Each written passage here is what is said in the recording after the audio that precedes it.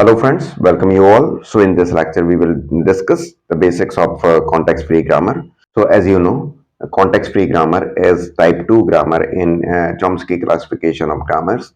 And here we will discuss some basic things about context-free grammar. So as you know that context-free grammar generates context-free languages. And any language you can consider as set of valid strings from that language. So context-free grammar or grammar will also generate strings. By use of production rules, we can generate any strings from grammar. As you know, that context-free languages are superset of regular languages. So all regular languages can also be generated by a grammar, which will be a context-free grammar.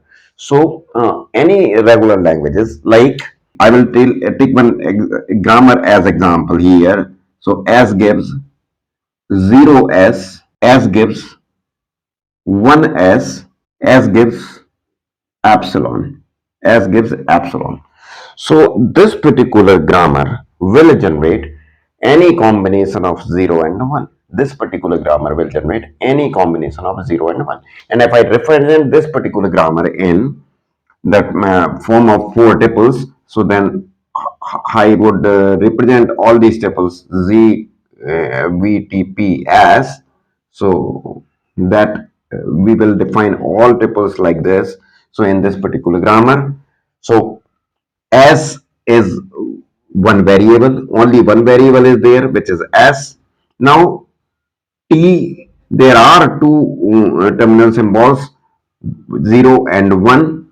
So we will take this as 0 and 1. Then p, all these productions rules, all these production rules will be included in this set. So we can write it as s gives 0s, comma, as gives 1s, comma, as gives epsilon, as gives epsilon.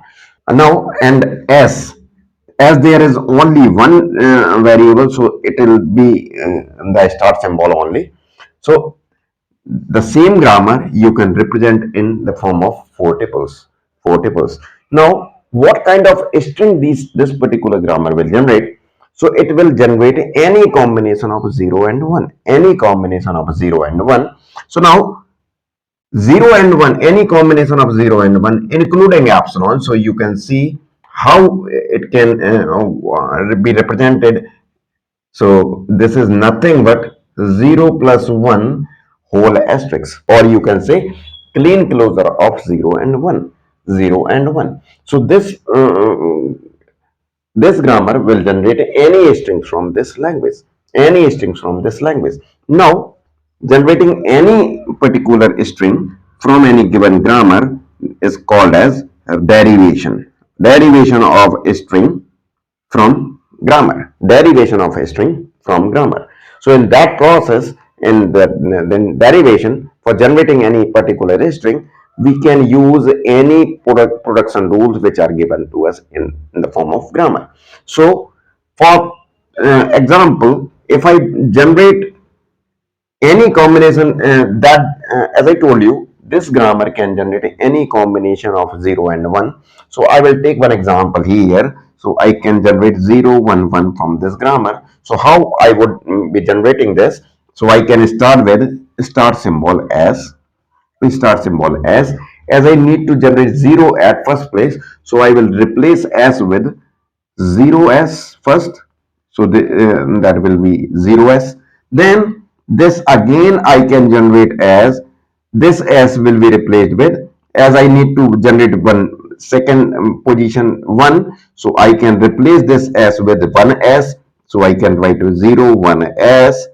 Then I need to generate one more symbol 1. So I can again replace this with 1s. So I can write 1 1s. Now string has been completed. So I can replace this s with epsilon. So this would generate 0 1 1. So starting from start symbol s, we have generated a particular string 0 1 1 from this grammar. So this particular process of generating a string from any particular grammar is known as derivation. We have derived 011 strings from this grammar. Now, one more thing, all these intermediate strings you can consider as sentential form. Now, as I told you, that generating any string from given language is called as derivation. Now, along with derivation, we also generate parse tree for this. How I can represent that particular string 011 in the form of parse tree, that I will show you. So now I can generate this string. I can represent this generation of this particular string form in the form of parse tree. So what is parse tree? So this is 0 1 0 s, then this s was replaced with 1s, then this was replaced with again with 1s, and this finally this s was is replaced with epsilon. So this is the final string 0 1 1. In that way we have created this string. So now you can see, my friend, this is the parse tree representation of this particular string. So for a string, I have taken one example string here 0 1 1. So I represented this particular string as parse tree like this. So there are some properties of parse tree. So properties of parse tree, you can note it down. First property, the root node of parse tree is star symbol. And second property, all internal nodes of parse tree are variables of grammar. Third property, you can write it as all leaf nodes of parse tree are terminals of the grammar.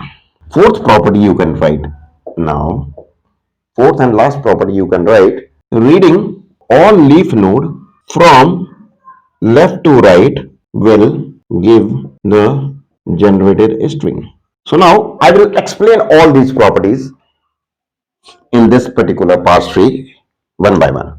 See, the first property, root node of parse tree is star symbol. So root node, there is only one variable, so which is start variable. So root node is there, start variable as. Now all internal nodes of parse tree are variables of the grammar. Now in that in tree, nodes which are having at least one children, they are considered as internal nodes.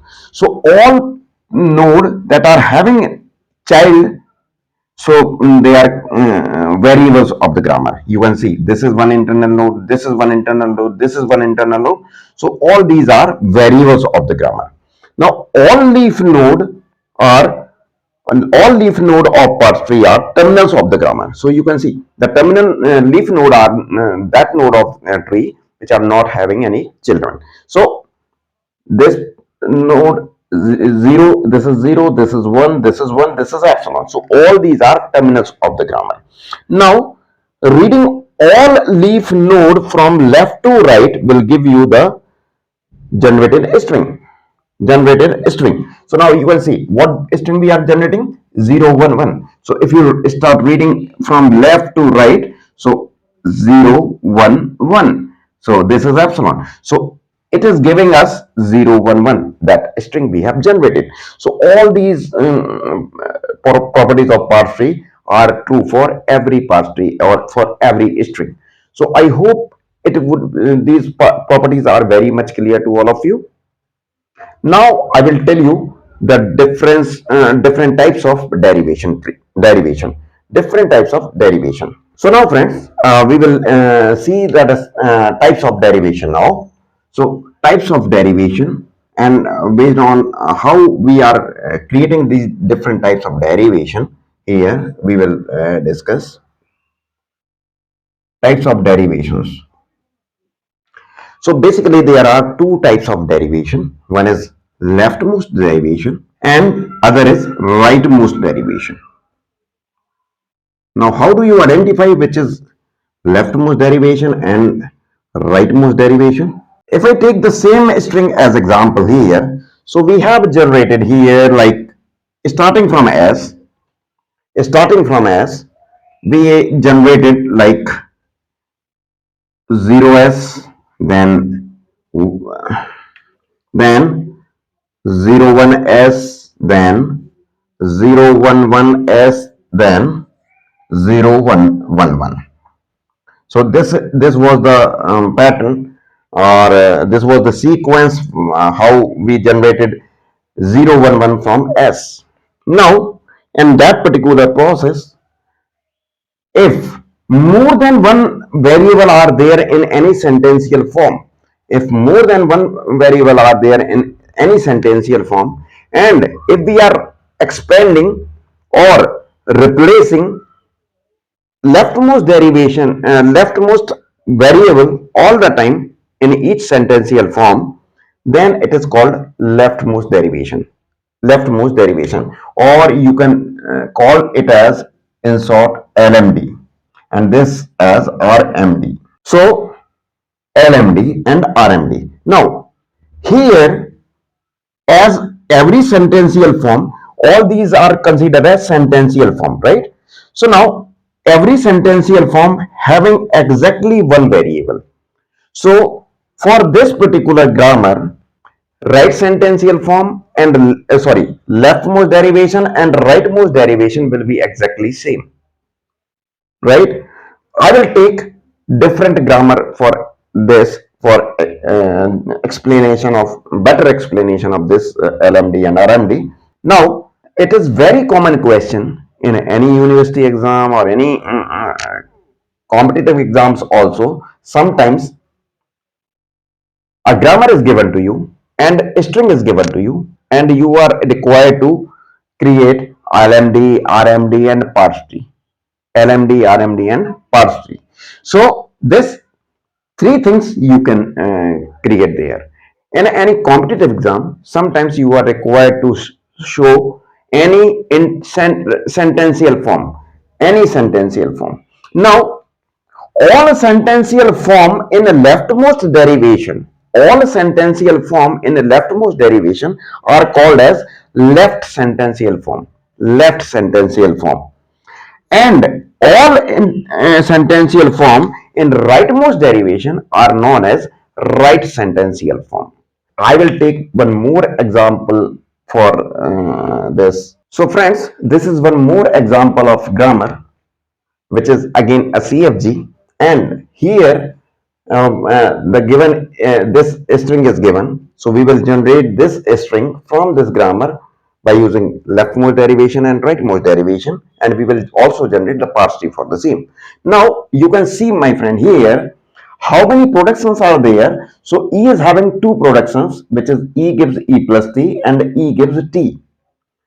T is having again two production. T is T gives T cross F and T gives F, and F is only having only one production, ID. So now ID you can consider as single terminal.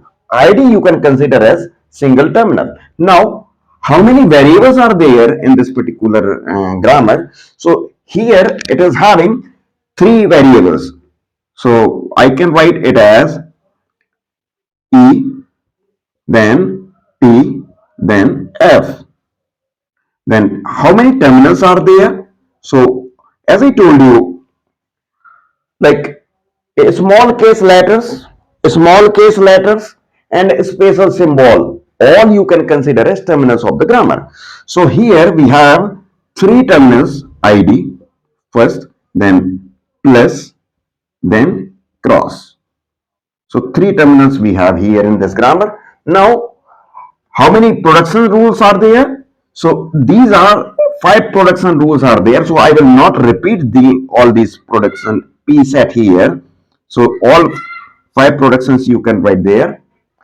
Now star symbol, which is the star symbol in this grammar. So if nothing is mentioned, you can consider first production. So see the first production. In first production, the variable at left hand side will always be considered as a star symbol of the grammar. So here we have E. So star symbol for this particular grammar will be E. Now this these are the four different tuples for this particular grammar. Now we will generate this string from this grammar using LMD, RMD, and we will also generate parse for the same. So now first we are trying to create LMD. We are trying to create LMD.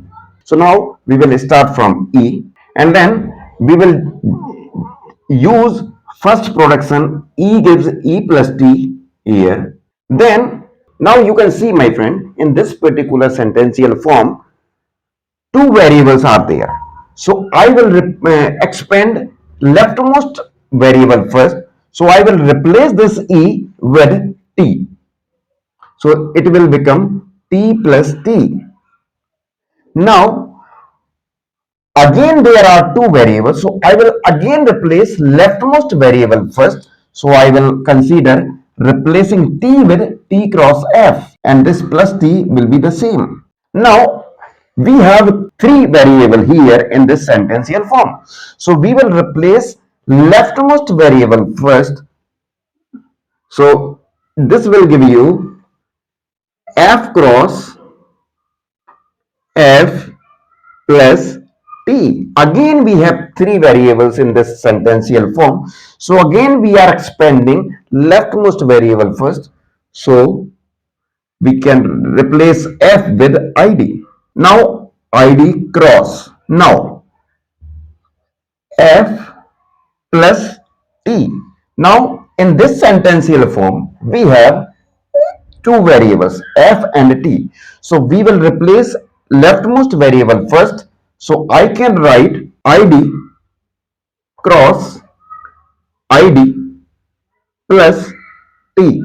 Now we have only one variable in this sentential form. So we will expand this variable only. So I can write ID cross ID plus F. We will use this T gives F, this production. Now finally, we can again we have only one variable in this sentential form, so I can replace this with using any production. So I can write ID cross ID plus ID.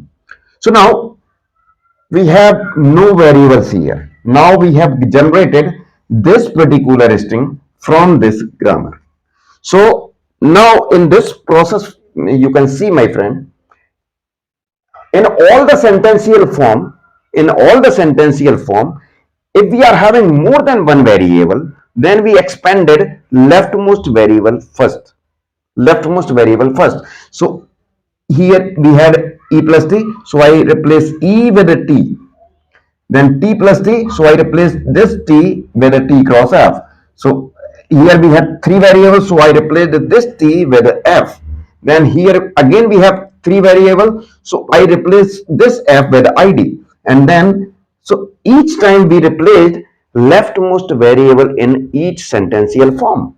So this particular process of generating this string from starting from start variable is known as LMD, leftmost derivation, leftmost derivation, leftmost derivation. Now, in the same way, you can write RMD also.